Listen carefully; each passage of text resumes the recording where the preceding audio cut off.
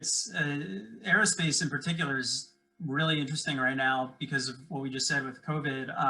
I think the interesting thing right now is if you can find, sort of a distressed or special situations opportunity where you can buy into a company, sort of at a reasonable multiple of what it's doing today and for the foreseeable future.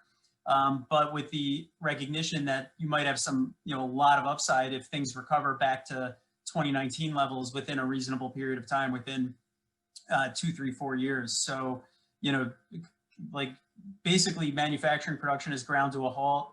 But if you can find somebody that's still doing business today, but, will roar back when that switch gets turned back on, that'd be, that's a really interesting piece of it.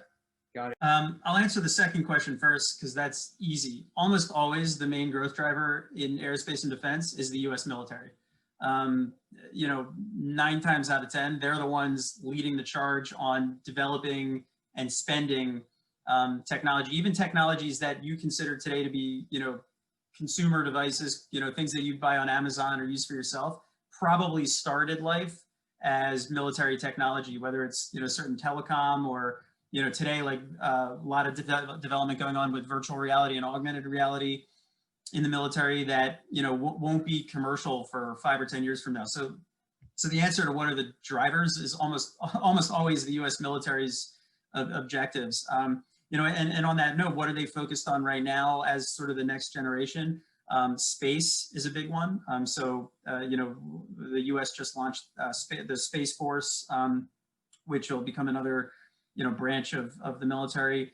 That's going to drive a lot of spending. That incorporates, not only the vehicles to get there, but also, weaponry. Same thing on like hypersonics is a new type of weapon system that's being considered.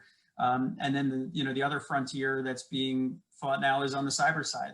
So cyber defense, cyber offense, those are all areas that are, pretty high focuses right now for the U.S. military and other militaries.